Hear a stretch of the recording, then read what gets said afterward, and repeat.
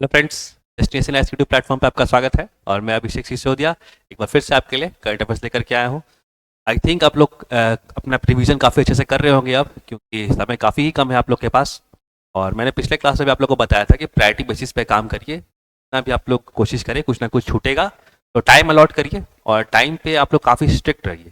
तो क्या होता है ना कि आप लोग ऐसा मत करिए कि आज तब 3-4 घंटे हम एक पर्टिकुलर सब्जेक्ट पढ़ेंगे, आप उसको 2 घंटे प्रॉपर अलॉट कीजिए, उसके बाद फिर नेक्स्ट 2 आवर्स किसी और सब्जेक्ट के लिए और एकदम उस पर स्टिक करिए। ठीक है ना? इससे क्या होगा कि आप लोग 2 घंटे में जितना टारगेट रखे हैं मे बी कंप्लीट ना कर पाए, लेकिन फिर भी आप लोग अच्छा खासा अचीव करेंगे रादर देन कि आप किसी एक सब्जेक्ट को 3 से 4 घंटा टाइम देंगे। ठीक है ना? तो आप लोग थोड़ा स्ट्रैटेजिक बेसिस पे काम करें और अपना शेड्यूल को एकदम फॉलो करें स्ट्रिक्टली। ठीक है? ओके, चलिए हम लोग स्टार्ट करते हैं आज का अपना रिवीजन मॉड्यूल। और ये जो भी रिवीजन मॉड्यूल है आपके पिछले 8 से 10 महीने करंट अफेयर्स के हिसाब से है और कहीं ना कहीं हम लोग कोशिश किए हैं कि 70th बीपीएससी को ध्यान में रखते हुए सारे टॉपिक्स को लाया जाए। ठीक है? तो ये आपको जरूर हेल्प करेंगे आपके आने वाले 70th बीपीएससी वाले एग्जाम में। ओके, चलिए आज का सेशन हम लोग स्टार्ट करते हैं, देखते हैं पहला क्वेश्चन क्या है। ओके, फर्स्ट क्वेश्चन है, in which of the following state was India first conservation and breeding centre for Asian king vulture. इस चीज के बारे एशियन किंग वल्चर के बारे पूछा जा रहा है कि पहला एशियन किंग वल्चर का कंजर्वेशन एंड ब्रीडिंग सेंटर कहाँ पे लॉन्च किया गया है। ओके, अगर हिंदी में पूरा रिपीट करूं, निम्नलिखित में से किस राज्य में एशियाई राजा गिद्ध के लिए भारत का पहला संरक्षण और प्रजनन केंद्र खोला गया है। आपके ऑप्शंस हैं ए मध्य प्रदेश, बी महाराष्ट्र, सी उत्तर प्रदेश या फिर डी उड़ीसा। तो देखिए इसका जो सही आंसर हो जाएगा दैट इज उत्तर प्रदेश। ठीक है ना? तो उत्तर प्रदेश में अभी आपका क्या first conservation and breeding centre of Asian king vultures के लिए खोला गया है। ठीक है, आइए थोड़ा इस न्यूज को हम लोग जानते हैं। तो उत्तर प्रदेश के chief minister Yogi Adityanath has recently inaugurated the first conservation and breeding centre for Asiatic king vultures. ठीक है ना? तो एशिया का है इसलिए हम लोग उसको एशियन किंग वल्चर्स भी बोलते हैं एक तरह से। कहाँ पे? गोरखपुर में। ठीक है ना? गोरखपुर फॉरेस्ट डिवीजन में, जो कि उत्तर प्रदेश में पड़ता है। ओके, तो चलो आगे बढ़ते हैं हम लोग। Asian king vultures is an endangered species. क्या है उसका आईयूसीएन स्टेटस? एंडेंजर्ड स्पीसीज है आपका एशियन किंग वल्चर्स। यहाँ पे आप लोग को ध्यान रखना है, due to loss of its habitat, the excessive use of diclofenac, very important. देखो ये क्या बोल रहा है कि आखिर एशियन किंग वल्चर्स के लिए हम लोग को क्यों कंजर्वेशन करना पड़ रहा है। कहीं ना कहीं उनकी जो जनसंख्या है वो कम हुई। तो उनकी जनसंख्या कम क्यों हुई? तो एक ड्रग बोलेंगे, एक दवाई बोलेंगे, इसका नाम है डाइक्लोफिनैक। ठीक है ना? ये दवाई बेसिकली क्या है ना, एक एंटी इन्फ्लेमेटरी है। एंटी इन्फ्लेमेटरी का मतलब क्या होता है? कहीं भी अगर कुछ सूजन हो गई, ठीक है ना, खास करके मवेशियों में, ठीक है, मवेशी जैसे गाय बैल भैंस ये सब है, तो उनको उनमें कहीं अगर जो मवेशियां हैं उनमें कहीं सूजन हो गई शरीर में, तो उनको ठीक करने के लिए ये डाइक्लोफिनैक नामक दवाई उन मवेशियों को दिया जाता है। ठीक है, लेकिन क्या होता है कि ये दवाई उनके शरीर में कहीं ना कहीं धीरे धीरे जमा हो जाता है। ओके, वो बॉडी से निकलता नहीं है और उनके मौत मतलब डेथ के बाद जो भी आपके मवेशी है, गाय बैल भैंस जो भी है, जो मवेशी है, उनके मरने के बाद क्या होता है, ये डाइक्लोफिनैक उनके बॉडी में रहता है और जब कोई भी गिद्ध इन मवेशियों को खाता है तो ये जो डाइक्लोफिनैक ड्रग है ना, ये कहीं ना कहीं गिद्ध में, वल्चर में चला जाता है। ठीक है ना? और वल्चर इस दवाई से उनमें किडनी का फेलियर हो जाता है। किडनी फेलियर होने के कारण क्या होता है, वल्चर्स की मौत हो जाती है। ओके, तो ये इशू काफी चला था, जिसके बाद डाइक्लोफिनैक को बैन किया गया, इनके सेल पे रोक लगाया गया बहुत जगह। ओके, और अभी क्या है कि एशिया किंग वल्चर से कंजर्वेशन के लिए अलग अलग प्रोजेक्ट चलाए जा रहे हैं। उसी में से एक प्रोजेक्ट उत्तर प्रदेश गवर्नमेंट ने अभी चालू किया है। ठीक है ना? तो आई थिंक ये आपको पूरा क्लियर हो गया ये डाइक्लोफिनैक और एशियन किंग वल्चर्स का ओवरऑल स्टोरी क्या चीज था। ओके, चलो आगे बढ़ते हैं हम लोग अगले क्वेश्चन में। अगला क्वेश्चन है, Navdeep Singh is related to which sports who won gold medal in para Olympics 2024। Very important question. Navdeep Singh किस खेल से संबंधित है जिन्हें पेरिस पैरा ओलंपिक 2024 में स्वर्ण पदक जीते। ओके, आई थिंक आप लोग काफी जान रहे होंगे इस चीज के बारे। हम लोग डायरेक्ट ऑप्शन पे आएंगे, ठीक है ना? हम लोग ज़्यादा टाइम नहीं देते हैं सिर्फ ऑप्शन रीड करने में। सही आंसर हम लोग पे डायरेक्ट बात करेंगे। देखो सही आंसर क्या हो जाएगा, वो एक्चुअली जैवलिन थ्रो से रिलेटेड है। ठीक है ना? भाला फेंक से आपका रिलेटेड है। कौन? नवदीप सिंह। ठीक है ना? आइए पिक्चर देख लेते हैं आप लोग के लिए। आप लोग के लिए पिक्चर्स इंटीग्रेटेड है इसमें, इस सेशन में, तो आप पहचान रहे होंगे। इनकी हाइट थोड़ी कम है, नवदीप सिंह है। इन्होंने गोल्ड मेडल, जैवलिन थ्रो में गोल्ड मेडल जीता है पेरिस पैरालंपिक 2024 में। ओके, चलिए आगे बढ़ते हैं हम लोग। तो यहाँ पे आपके लिए कुछ रिटर्न है जिससे आप लोग याद रखें। तो Navdeep Singh has won the gold medal in men's javelin throw F41, actually एक क्लास है, जो भी विकलांगता होती है उसी क्लास है, category of Paris Paralympic 2024। Okay, और इनका जो थ्रो था लगभग 47.32 मीटर रिकॉर्ड का था, ध्यान रखना आप लोग को, ठीक है। तो इन्होंने गोल्ड मेडल जीता था नवदीप सिंह ने, किस चीज़ में? पैरालंपिक्स में, ठीक है, पेरिस पैरालंपिक्स में। और अगर आपसे पूछता है पेरिस ओलंपिक में भारत का क्या पोजीशन रहा था, तो सेकंड रहा था। ओके, नीरज चोपड़ा आप सबको पता है, उन्होंने सिल्वर मेडल जीता था। ओके ओके, चलो आगे मूव करते हैं हम लोग अगले क्वेश्चन पे। अगला सवाल आपसे पूछ रहा है, recently 5th international day of clean air for blue skies also known as स्वच्छ वायु दिवस is observed on which day. अगर आपसे शॉर्टकट में पूछा जाए तो आपको यह बताना है कि स्वच्छ वायु दिवस किस दिन मनाया जाता है। तो देखो सही आंसर जो हो जाएगा वो हो जाएगा 7 सितंबर, ठीक है, ध्यान रखना आप लोग को 7 सितंबर को आपको क्या है कि स्वच्छ वायु दिवस मनाया जाता है।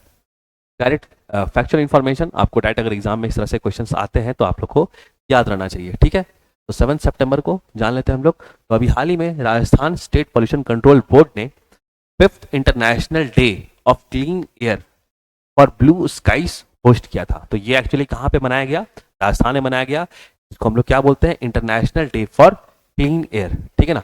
यानी कि राजस्थान ने अभी प्रदूषण नियंत्रण बोर्ड ने जयपुर में 7 सितंबर को, कब किया? 7 सितंबर को, यहाँ पे देख सकते हो तुम लोग, अंतर्राष्ट्रीय दिवस किस चीज के लिए? स्वच्छ हवा के लिए।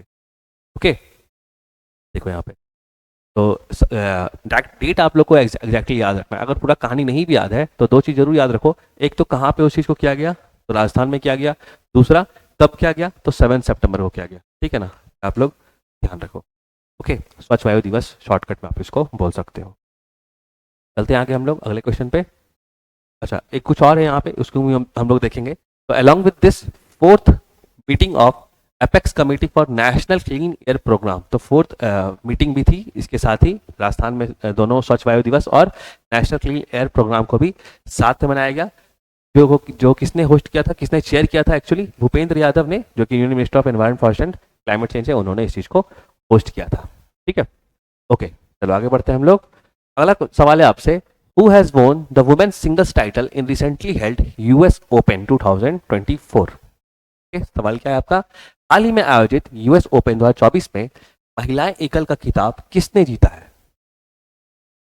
ट्राई करना चाहो आप लोग तो एक सेकंड ट्राई कर सकते हो इसको। ओके, तो सही आंसर क्या हो जाएगा इसका? सही आंसर है आर्यना सबलेंका, याद रखना आप लोग, ठीक है ना। आर्यना सबलेंका जो है, उन्होंने यूएस ओपन 2024 में फर्स्ट, मतलब यूएस ओपन 2024 को जीत लिया है, ठीक है।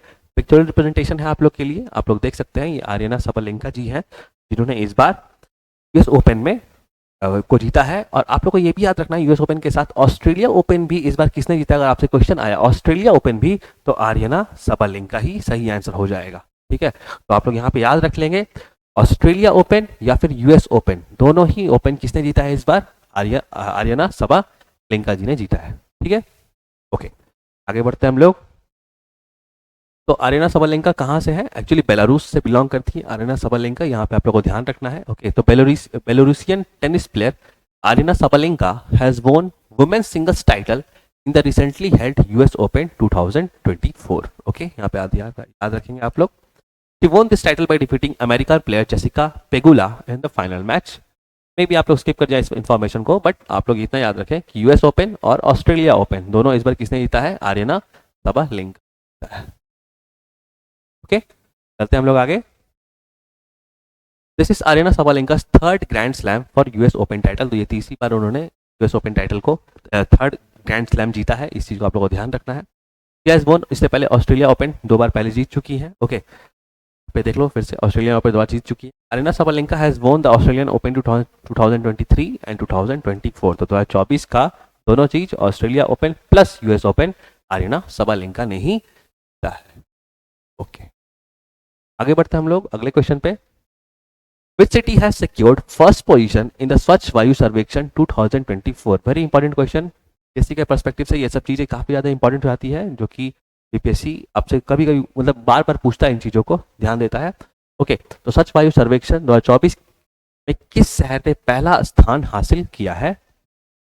ओके, सही आंसर गेस करने का कोशिश करो तुम लोग। देखो सही आंसर जो हो जाएगा डेट इज सूरत। ओके, तो सूरत आपका सही आंसर है। स्वच्छ वायु सर्वेक्षण के लिए सूरत को फर्स्ट प्लेस दिया गया है। ठीक है, देख लो यहाँ पे सूरत जो कि पहले 13वें स्थान पे आता था, जो पिछले बार लगभग 13वें स्थान पे आया था, इस बार उसने स्वच्छ वायु सर्वेक्षण में फर्स्ट प्लेस हासिल किया है। ओके, तो सूरत ने फर्स्ट प्लेस हासिल किया, आप लोग को ध्यान देना चाहिए। ठीक है, 31 शहरों को इसमें कॉन्टेस्ट में देखा गया था, जिसमें सूरत जो है सबसे स्वच्छ सर्वेक्षण टॉप स्टेट आया है। चलो, the city scored 194 out of 200 marks. ठीक है ना, वो ओवरऑल मार्क्सिंग का बात है, इनकेस अगर आपको आगे देखना चाहिए तो। ठीक है ना, Surat was honoured with national clean air city with rupees 1.5 crore. Okay, तो जीतने पे 1.5 करोड़ का इनाम दिया गया है। ओके, और साथ में and certificate at a ceremony इन जयपुर। तो इसको जो स्वच्छ वायु आपको अभी बताया था, जयपुर में सेरेमनी हुई थी, जहाँ पे सूरत को बेस्ट इस चीज के लिए फर्स्ट प्लेस इन स्वच्छ वायु सर्वेक्षण में दिया गया। ओके,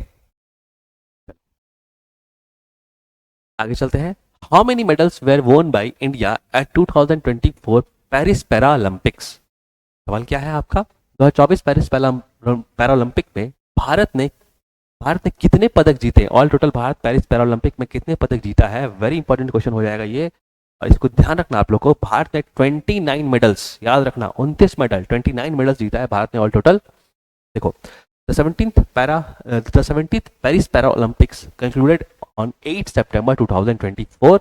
तो 8 सितंबर 2024 को पेरिस पैरा ओलंपिक खेला गया था।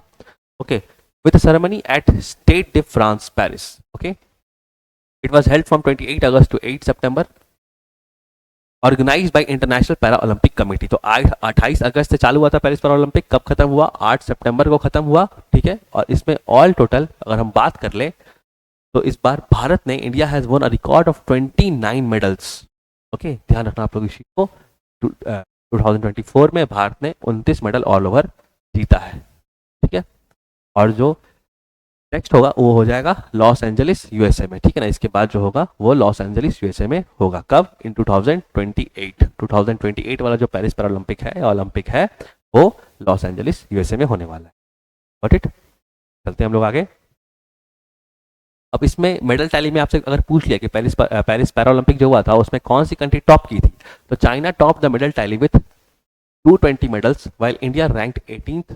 ओके, यहाँ आप लोग को ध्यान रखना है कि टॉप कंट्री कौन सा है, चाइना है, ने सबसे ज़्यादा मेडल जीता पेरिस पैरा ओलंपिक में। ओके, अगर आपसे क्वेश्चन पूछता है कि क्लोजिंग सेरेमनी में पेरिस पैरा ओलंपिक में, क्वेश्चन को ध्यान रखना, ठीक है ना, क्लोजिंग सेरेमनी में अगर आपसे पूछ रहा है पेरिस पैरा ओलंपिक में कौन थे इंडिया की तरफ से फ्लैग बेयरर्स, हरविंदर सिंह और प्रीति पाल, ये आप लोग को ध्यान रखना है। ठीक है ना, हरविंदर सिंह और प्रीति पाल। ठीक है, और अगर ओलंपिक पूछा तो आप लोग को यहाँ पे ध्यान देना पड़ेगा मनु भाकर और श्रीजेश। ठीक है ना, जो हमारे पूर्व हॉकी के गोलकीपर थे, काफी अच्छे प्लेयर, जिनके बदौलत बहुत बार भारत हॉकी में मेडल जीता है। ओके, तो आप लोग यहाँ पे ध्यान रखिएगा कि क्लोजिंग सेरेमनी अगर पेरिस पैरालंपिक में पूछ रहा है तो हरविंदर सिंह और प्रीति पाल हो जाएगा, अगर ओलंपिक में पूछ रहा है तो मनु भाकर और श्रीजेश। ठीक है, ओके। और कुछ हम लोग चीज़ों को इन डिटेल हल्का देख लेते हैं। तो समिट फॉर डेमोक्रेसी, अगर आपसे क्वेश्चन आए कि समिट फॉर डेमोक्रेसी अभी हाल ही में कहाँ मनाया गया, लोकतंत्र के लिए शिखर सम्मेलन अभी कहाँ पे इसको मनाया गया बेसिकली, या फिर कौन सा देश इसको मनाता है, अगर आपसे क्वेश्चन पूछा जाए तो आप लोग को ध्यान रखना है that is United states of America. Okay, USA अभी हाल में ही 3 साल से लगभग क्या कर रहा है, एक समिट ऑर्गेनाइज कर रहा है जिसका नाम क्या है, समिट फॉर डेमोक्रेसी। ठीक है ना, जिसको हम लोग क्या बोल सकते हैं, लोकतंत्र के लिए शिखर सम्मेलन।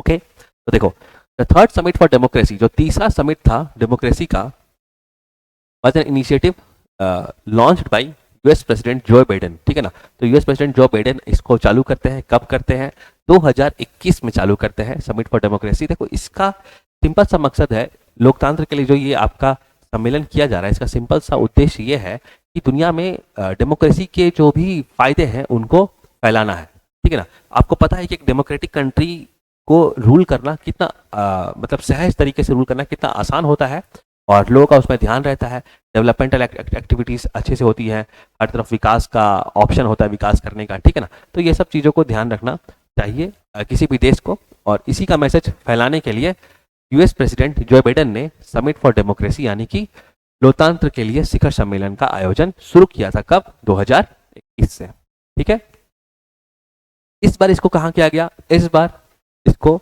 It was commenced on March 18 in Seoul, south Korea. Okay, तो साउथ कोरिया से जो बाइडेन ने इस चीज को इस बार होस्ट किया था। ठीक है, ध्यान रखना है, मतलब किया था basically. Okay, the summit held outside United States for the first time. हर साल जो बाइडेन क्या है यूनाइटेड स्टेट्स से समिट फॉर डेमोक्रेसी का आगाज करते थे। इस बार वो साउथ कोरिया के सियोल से इन्होंने आगाज किया था किस चीज का? लोकतंत्र के लिए शिखर सम्मेलन। ओके, अगर एग्जाम ऐसा क्वेश्चन आए तो आप लोग ध्यान रखिएगा।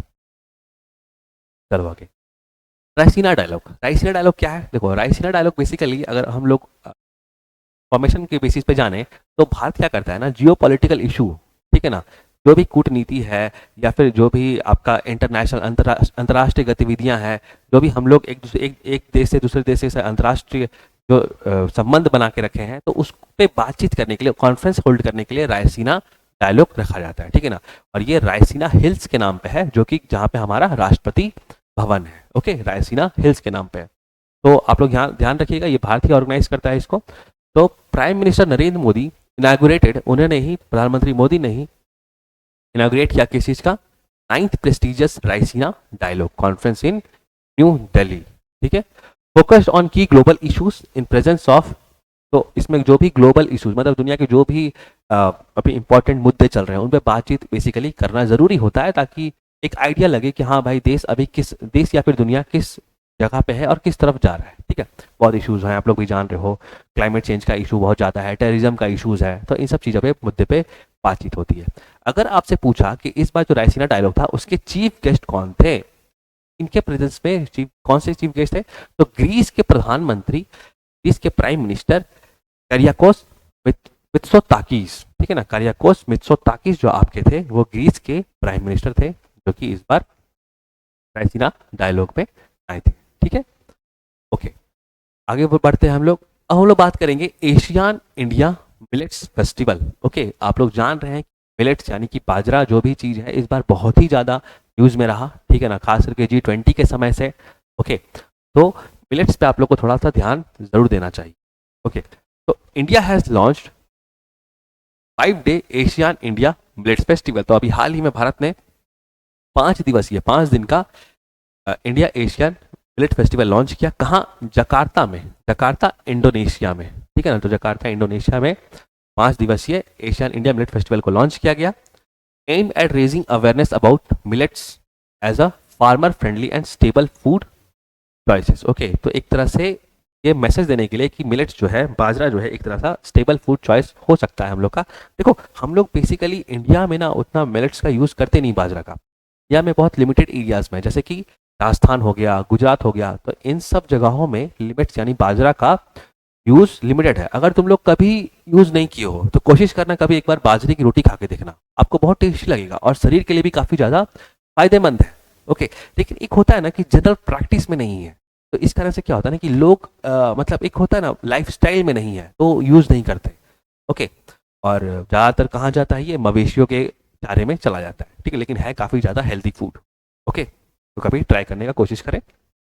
आगे, तो ये जो मिशन था किसके द्वारा लॉन्च किया गया था, ASEAN India millets festival? It was organised by Indian mission to ASEAN and ministry of agriculture and farmer welfare. आप लोगों को यहाँ पे ध्यान रखना है कि कृषि एवं किसान कल्याण मंत्रालय और एशियान में भारत का जो मिशन है, उन दोनों ने मिलके इस पर्टिकुलर प्रोग्राम को, फेस्टिवल को मनाया था। कहाँ पे, क्वेश्चन पूछा कहाँ पे एशियन इंडिया मिलेट फेस्टिवल को मनाया गया, सही आंसर क्या हो जाएगा? Jakarta Indonesia. ठीक है, ओके, चलते हैं हम लोग आगे।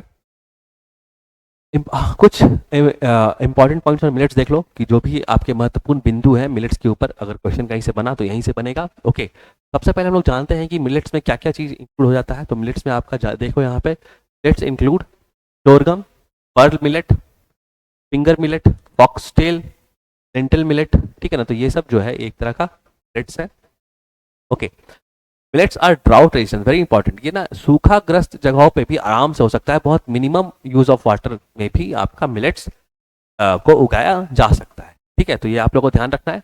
रिक्वायर्स लेस वाटर, काफी कम पानी का जरूरत है इसमें। Okay, and can grow in poor soil condition, और कहीं ना कहीं बहुत अच्छा सॉइल का क्वालिटी भी नहीं चाहिए, बहुत मतलब नॉर्मल सॉइल के कंडीशंस में भी मिलेट्स को उगाया जा सकता है। ठीक है, millets are good source of fibre. अब इसमें क्या चीज चीज का सोर्स है, क्या क्या एनर्जी मिलता है इसमें। इसमें देखो फाइबर है, प्रोटीन है, विटामिन है और खनिजों का एक अच्छा स्रोत है। ठीक है ना, तो बहुत गुड सोर्स है आपका फाइबर, प्रोटीन, विटामिन, मिनरल्स, ये सब बहुत अच्छे से आपको बाजरा में मिलता है। इसलिए मैं बोल रहा था कि आप लोग कभी कोशिश करें कि बाजरा की तरफ आप लोग मूव कर सकते हैं। ठीक है, millets are often grown using traditional farming methods.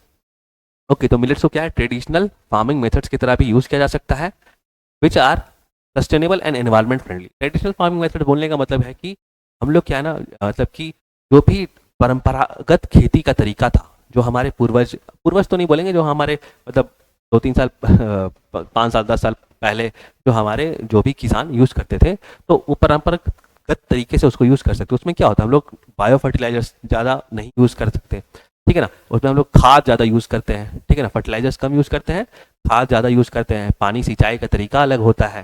ठीक है, जिससे कि क्या होता है, डायरेक्ट सॉइल को हेल्प हेल्प मिले। ओके, आ जाओ। तो millets are often grown using traditional farming method. आगे मूव करते हैं हम लोग। हाँ, वेरी इंपॉर्टेंट, अभी एक आर्टिफिशियल इंटेलिजेंस पे आप लोग जान रहे हैं कि बहुत सारा क्वेश्चंस डेवलप किया जा सकता है। ठीक है ना, आर्टिफिशियल इंटेलिजेंस बहुत सारा आप लोग जरूर देख लेना, कौन सी कंपनी का क्या नाम है उस चीज़ को।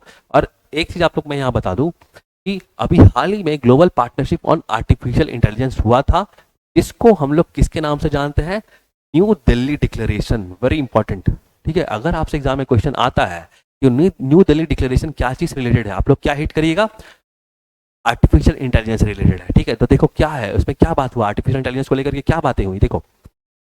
The global partnership on artificial intelligence consisting of 29 members nation. तो ये जो आपका पार्टनरशिप या फिर जो मीटिंग बोल सकते हो तुम लोग हुआ था, इसमें लगभग 29 देश के मेंबर्स यहाँ पे पार्टिसिपेट करने गए थे। Okay, this declaration emphasizes the necessity of addressing risk associated with the development and deployment of artificial intelligence. समझो यहाँ पे देखो, आपको जैसे कि पता है आर्टिफिशियल इंटेलिजेंस में कैपेबिलिटीज है बहुत सारे काम करने की। ठीक है ना, बहुत सारा वो खुद से भी मतलब बहुत प्रोग्राम्स को मैनेज कर सकता है, बहुत चीज़ों को फटाफट फास्ट कैलकुलेशन कर सकता है, बहुत डेटा को एनालाइज कर सकता है। ठीक है ना, लेकिन इसके साथ एक रिस्क भी है। रिस्क क्या है आर्टिफिशियल इंटेलिजेंस के साथ, लोग क्या होता है ना कि आर्टिफिशियल इंटेलिजेंस के थ्रू अगर कुछ ऐसा नेगेटिव इंफॉर्मेशन, जैसे कि तुम देख रहे होगे आजकल डीप फेक, ठीक है ना, वीडियो ऐसा एडिट कर दिए कि कोई पर्टिकुलर आदमी किसी और के साथ दिख रहा है। ठीक है ना, वो बैकग्राउंड में ऐसा सीन क्रिएट कर दिए, तुम्हारा फोटो लगा दिए और तुम तो वहां कभी गए ही नहीं हो। ठीक है ना, तो ये सब चीज गलत प्रैक्टिसेस को बढ़ावा देता है। ठीक है ना, तो फोटो मॉर्फिंग बोलते हैं उसको। ठीक है ना, गलत तरीके से पिक्चर्स के साथ छेड़छाड़ करना, तो ये आर्टिफिशियल इंटेलिजेंस की मदद से बहुत आसानी से किया जा सकता है। तो इन्हीं से बचाव के लिए अभी हाल ही में global partnership on artificial intelligence हुआ था, कहाँ पे, न्यू दिल्ली में। ओके, जहाँ पे इन सब चीज़ों को ध्यान रखने के लिए बोला गया और जो भी आर्टिफिशियल इंटेलिजेंस से नेगेटिव इंपैक्ट होगा उनसे बचाने की बात की गई। ये हमारा न्यू दिल्ली डिक्लेरेशन। ठीक है, याद रखना, एग्जाम से क्वेश्चन आए जरूर हिट कर।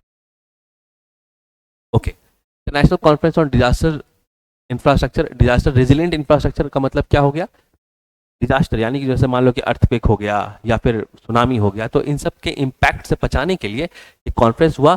ओके, तो ये कॉन्फ्रेंस कहाँ पे हुआ, ये कॉन्फ्रेंस आपको ध्यान रखना है न्यू दिल्ली में हुआ। तो जो भी इंटरनेशनल लेवल का हाई लेवल का कॉन्फ्रेंस भारत में इस बार हुआ है वो आप लोग को जरूर याद करके जाना है, 70 बीपीएस।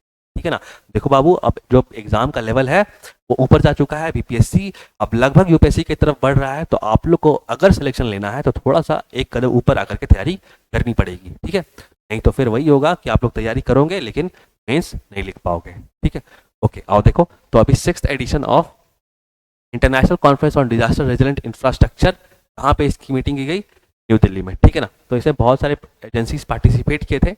ओके, जैसे कि यूएन की एजेंसीज थी, बहुत सारे प्राइवेट बैंक्स थे। ओके, और इनका मेन मुद्दा क्या था, इनका मेन मुद्दा यही था कि जो भी इंफ्रास्ट्रक्चर है उनको रेजिलियंस, इंफ्रास्ट्रक्चर मतलब ऐसे बिल्डिंग हो, ऐसे बड़े बड़े हॉस्पिटल या स्कूल जो भी बन रहे हैं वो अर्थक्वेक प्रूफ बने। और ठीक है, और उनको क्लाइमेट चेंज से ज़्यादा नुकसान ना पहुंचे। ठीक है, तो ये मेन चीज़ है। आगे मूव करते हैं हम लोग, अगला क्वेश्चन आपकी तरफ हम लोग बढ़ेंगे, देखेंगे नेक्स्ट क्वेश्चन। तो देखो, which state is the host of national conference on recent advances in social in school education. Okay, question क्या है, स्कूली शिक्षा में हालिया प्रगति पर राष्ट्रीय सम्मेलन का मेजबान कौन सा राज्य करेगा?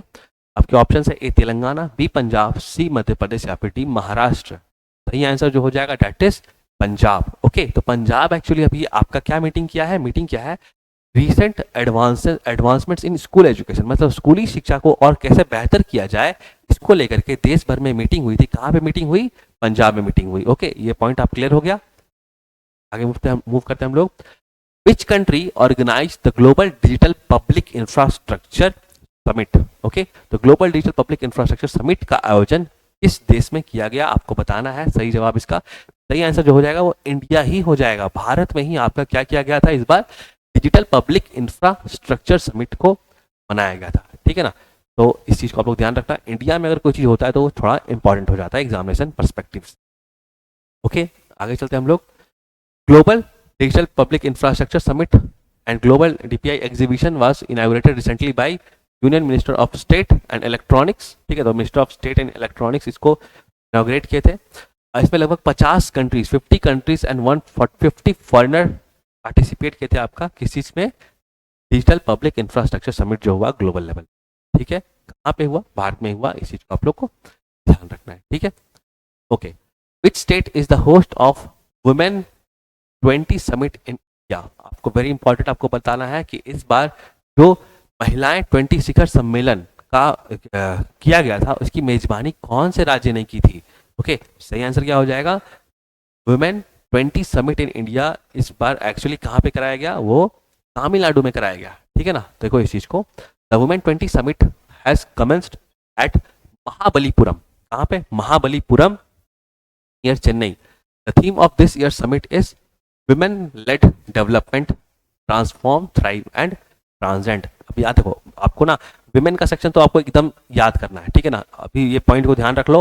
विमेन से रिलेटेड आपको कोई भी करंट अफेयर्स में पॉइंट आए तो जरूर एग्जामिनेशन में 70 बीपीसी उसको उठाता है। ठीक है ना, तो आप लोग अगर आप कहीं से पढ़ रहे हो तो विमेन वाले सेक्शंस को और ज्यादा ध्यान से पढ़ना। ठीक है, तो वुमेन 20 समिट जो हुआ अभी कहाँ हुआ? महाबलीपुरम में हुआ। महाबलीपुरम कहाँ है? चेन्नई में। ओवरऑल आप लोग को ध्यान रखना है तमिलनाडु में। ठीक है ना, अब इसमें क्या समिट में क्या थीम क्या था इस चीज का?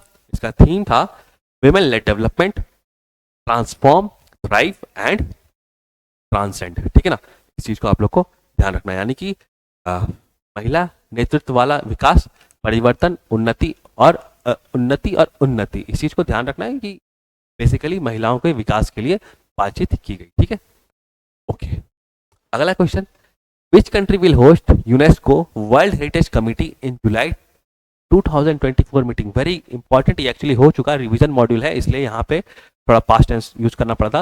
ओके, तो आपको बताना है कि वर्ल्ड हेरिटेज कमिटी की जो बैठक हुई वो इस बार कहाँ पे हुई? यूनेस्को की वर्ल्ड हेरिटेज कमेटी की जो बैठक हुई, जो कि विश्व धरोहर को चिन्हित करती है पूरे दुनिया में। ठीक है, आपको बताना है कि वो उसकी मीटिंग कहाँ पे हुई।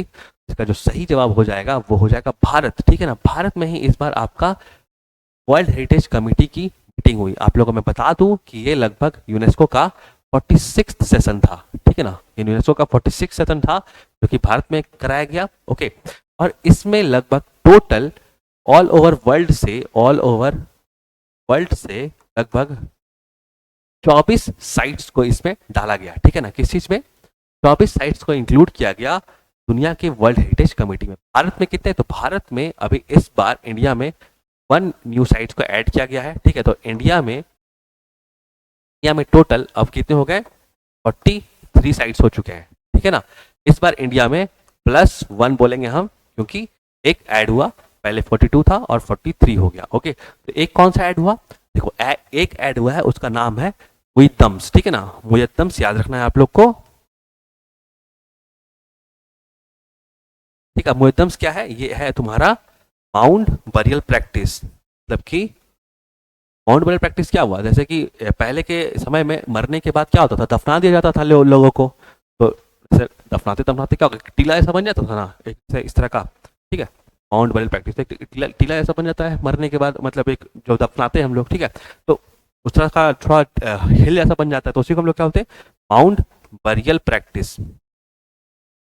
ठीक है, माउंट बरियल प्रैक्टिस। अब ये कहाँ है, माउंट बरियल प्रैक्टिस कहाँ पे किया जाता था? मरने के बाद जो दफनाते थे वो अहोम डायनासिटी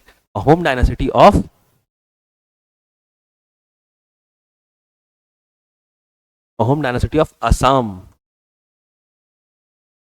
वेरी इंपॉर्टेंट, आपको एग्जाम में यहाँ से क्वेश्चन जरूर उठा के आ सकता है, ठीक है ना। कि इस बार 46th UNESCO world heritage committee की बैठक हुई, कहाँ हुई? तो भारत में हुई, ठीक है। और जिसमें नए नए हेरिटेज साइट्स को ऐड किया गया all over the world. Total 24 new sites को ऐड किया गया, ठीक है, ये ध्यान रखना आपको। भारत में एक न्यू साइट्स को ऐड किया गया। पहले भारत में टोटल 42 थे वर्ल्ड हेरिटेज साइट्स, इस बार 43 हो गए total world heritage sites Bharat में। एक जो नया ऐड हुआ उसका नाम है मोइतम्स, ठीक है, जो कि माउंट बरियल प्रैक्टिस है, किस चीज का? अहोम डायनासिटी का, ठीक है, जो कि माउंट बरियल प्रैक्टिस है अहोम डायनासिटी का। मरने के बाद लोगों को दफनाते थे। तो अहोम डायनासिटी कहाँ का है? असम का है। अगर ऐसा क्वेश्चन उठे तो आप लोग एग्जाम में इसको जरूर हिट करना, ठीक है। ओके फ्रेंड्स,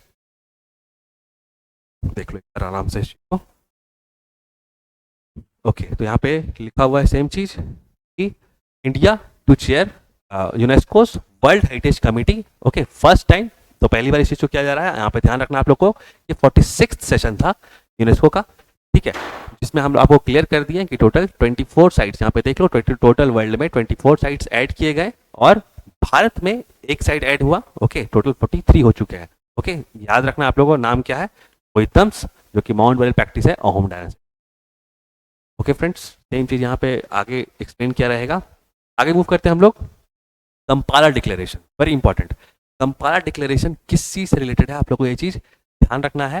देखो, कंपाला डिक्लेरेशन एक्चुअली क्या है कि अभी हाल ही में अफ्रीका के 48 कंट्रीज मिल करके आपस पे क्लाइमेट चेंज के ऊपर वार्ता किए थे, मतलब एक शिखर सम्मेलन किए थे। ओके, तो इसका क्या है? क्लाइमेट चेंज रिलेटेड है। अगर हम लोग पूरा डेफिनेशन में जाएं इस चीज का, तो Kampala declaration actually declaration on migration, environment and climate change related है, ठीक है ना। तो प्रवसन, पर्यावरण और जलवायु परिवर्तन पर घोषणा किया है एक्चुअली किसने? अफ्रीका के 48 देशों ने मिलकर, ठीक है। देखो, अफ्रीका काफी ज्यादा क्लाइमेट चेंज से, ऐसे तो पूरा दुनिया क्लाइमेट चेंज से जूझ रहा है और हर कोई कुछ ना कुछ करना चाह रहा है इसके असर को कम करने के लिए, ठीक है ना। ये सब पेरिस एग्रीमेंट और ये सब दोहा एजेंडा, ये सारे चीज क्या चीज से रिलेटेड है? क्लाइमेट चेंज से रिलेटेड है, ठीक है ना। अभी देखो, कॉप का मीटिंग का, कॉप 29 का बाकू अजरबैजान में हुआ, जहाँ पे क्लाइमेट फाइनेंसिंग का नया बात निकल के आया है। ओके, तो हर कोई कहीं ना कहीं क्लाइमेट चेंज को मिटिगेट करने के लिए, उसके असर को कम करने के लिए, कितनी गर्मी पड़ी थी इस बार, है ना, तो इसको कम करने के लिए हर कोई कोशिश कर रहा है। तो अफ्रीकन कंट्रीज भी इस चीज को कोशिश कर रहे हैं। ओके, और इस बार उन्होंने मिल करके अपना एक प्लेटफॉर्म बनाया जिसका नाम रखा कंपाला डिक्लेरेशन। कंपाला में बातचीत हुई जहां पे उन्होंने क्लाइमेट चेंज के एक ठोस कदम उठाने का प्रण लिया, ठीक है। तो एग्जाम में अगर कंपाला डिक्लेरेशन आए तो क्लाइमेट चेंज आपको याद रखना है, और अगर कॉन्टिनेंट आए तो अफ्रीकन देशों ने ये काम किया है, ये भी आप लोग को ध्यान रखना है, ठीक है। तो फ्रेंड्स, आज के लिए इतना ही था। Thank you so much. मिलते हैं आपसे अगले वीडियो में। अगर वीडियो अच्छा लगा तो इसको जरूर लाइक करें, डेस्टिनेशन एज को सब्सक्राइब करें, ताकि आप लोग 70 बीपीएससी खास करके करंट अफेयर्स वाले सेक्शंस में आप लोग एटलीस्ट 27 to 28 मार्क्स स्कोर करें 30 क्वेश्चंस में, ठीक है। मिलते हैं आपसे जल्दी, तब तक के लिए thank you so much and please do take care of yourself.